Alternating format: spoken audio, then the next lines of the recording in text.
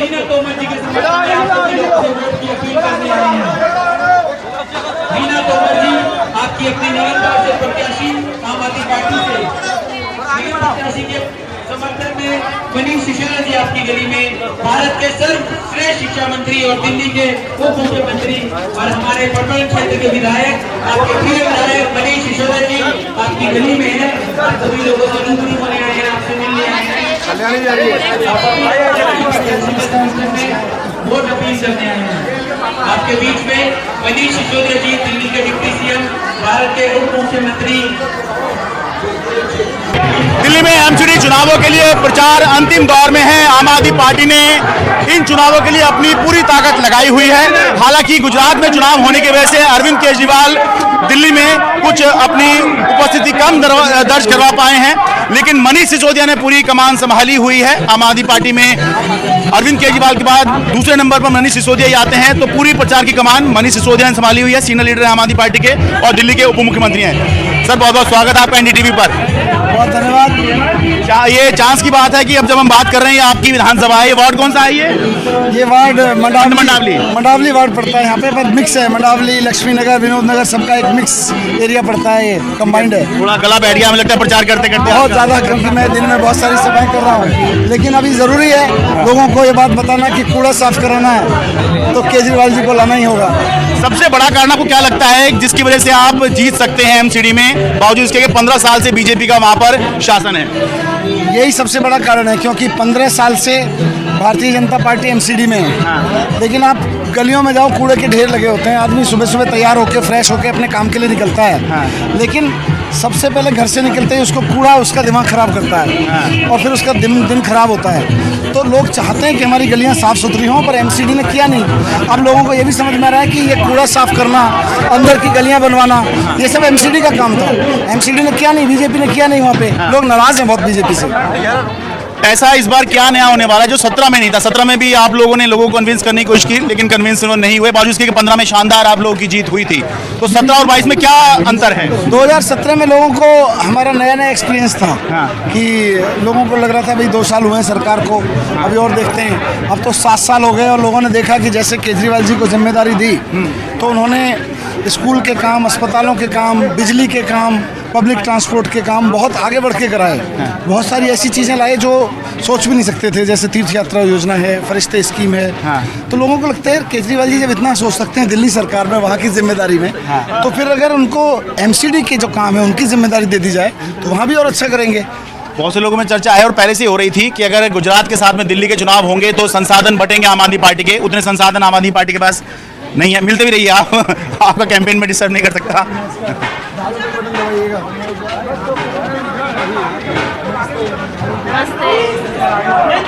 हाँ, तो ये चर्चा चल रही थी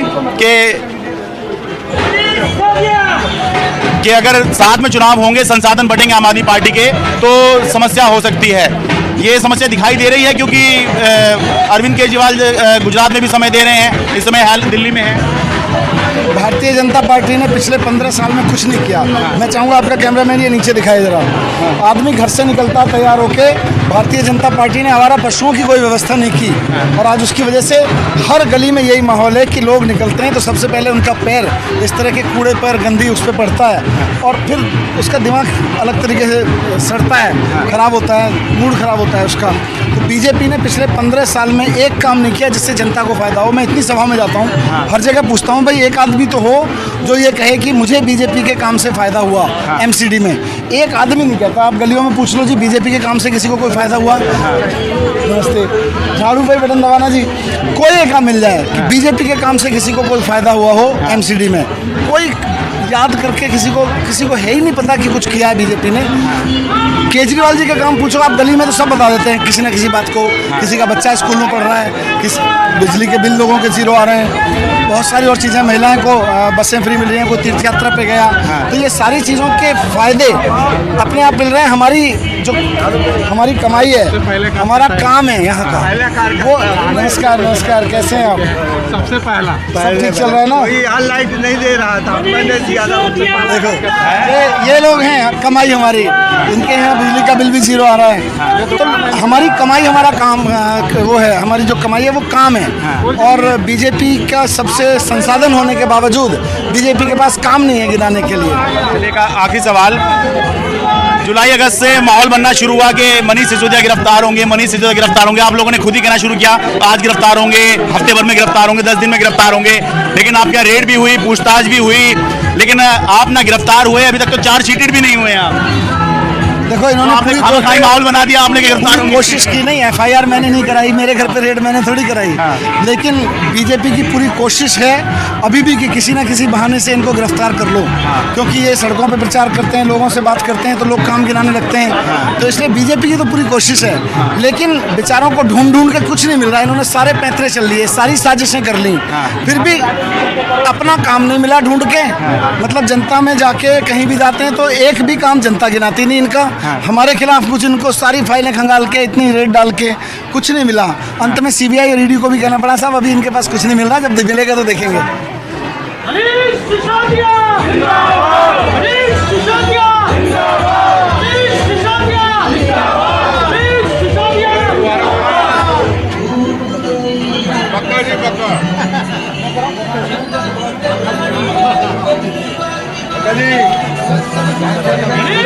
आप लोग ये कहते कि ये चुनाव तक ही है, ये जो बनाया जा रहा है, कार्रवाई हो रही है, चुनाव के बाद सब ठीक हो जाएगा, तो आपको लगता है कि अब इसके आगे कार्रवाई नहीं होगी? नहीं, बीजेपी है अपनी हरकतों से बाज थोड़ी आएगी, झूठ बोलती रहेगी, झूठी साजिशें करती रहेगी। क्योंकि ईडी ने आज एक और गिरफ्तारी की है आबकारी मामले में। वो करती रहे, बात यह है कि आपने जिस आदमी के घर पे रेड डाली, जिसने स्कूल बनवाए, अस्पताल बनवाए, जिन्होंने काम किया दिल्ली में, उनके घर पे आप सीबीआई रेड डालते हो और अंत में आपकी सीबीआई और ईडी कहती है साहब अभी इनके खिलाफ कुछ मिला नहीं है, जब मिलेगा तो इनको अक्यूज बनाएंगे उसमें चार्जशीट में, अभी तो बस एफआईआर में नाम लिख देते हैं। बहुत बहुत धन्यवाद हमसे बात करने के लिए। तो दिल्ली के उप मुख्यमंत्री मनीष सिसोदिया चुनाव प्रचार में लगे हुए हैं, डोर टू डोर कैंपेन ये चल रहा है। फिलहाल जिस जगह पर मनीष सिसोदिया प्रचार कर रहे हैं ये इनकी अपनी ही विधानसभा है। वैसे पूरे दिल्ली में इस समय प्रचार की कमान आम आदमी पार्टी की तरफ से मनीष सिसोदिया के हाथ में है और बड़ा दावा आम आदमी पार्टी की तरफ से इस बार हुआ है कि 250 में से 230 का दावा आम आदमी पार्टी ने किया है।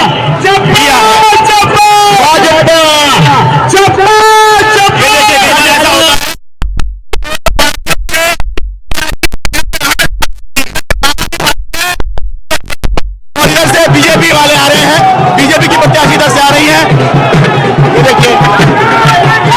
लेकिन पुलिस वालों की ड्यूटी भी लगाई गई है इसीलिए कि कुछ भी ऐसा ना हो जिससे हालात बिगड़े। मंडावली से पटकलबंद विधानसभा से अपने कैमरा सहयोगी कानन पात्रा के साथ मैं शरद शर्मा, एनडीटीवी इंडिया।